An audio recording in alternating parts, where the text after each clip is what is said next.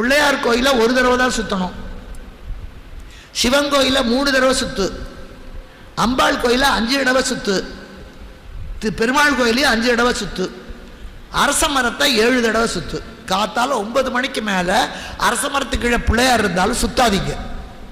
பல பேர் சாயந்தரம் கோயிலுக்கு போவீங்க, போயிட்டு சாமியை கும்பிட்டுட்டு அரச மரத்து பிள்ளையாரையும் பேசிக்கிட்டே ஊர்க்கதை பேசிக்கிட்டு சுற்ற வேண்டியது தப்பு. பிள்ளையாரை கும்பிட்டுட்டு வாங்க, அரச மரத்தை சுத்தாதீங்க. ஏன்னா அரச மரத்துலேருந்து செரிட்டோன்னு ஒரு வாயு வரும், அந்த வாயுவை சுவாசித்தா நமக்கு நல்ல ஞாபக சக்தி வரும். அதனால் காலையில் 9 மணி வரைக்கும் அங்கே சுற்றிட்டு வந்தால் நல்ல படிப்பு வரும், நல்ல ஞாபகம் இருக்கும். மாமியாரை எப்படி திட்டுவாங்கிறதெல்லாம் கூட ஞாபகம் வரும். ஆனால் சாயந்தரம் மேலே போய் சுற்றுனீங்கன்னா ஞாபகம் எல்லாம் போயிடும். அதனால தான் விளக்கு வச்சாட்டு அரச மரத்துக்கிட்ட போகாது, நீ பிசாசு பிடிச்சிக்கோமாங்க. அந்த காலத்தில் அரச மரம் அது செரிட்டோங்கிற வாயு, அது ஞாபக சக்தி போயிடும், வியாதியெல்லாம் வரும். அதனால் அரச மரத்தின் கீழே இருக்க பிள்ளையார்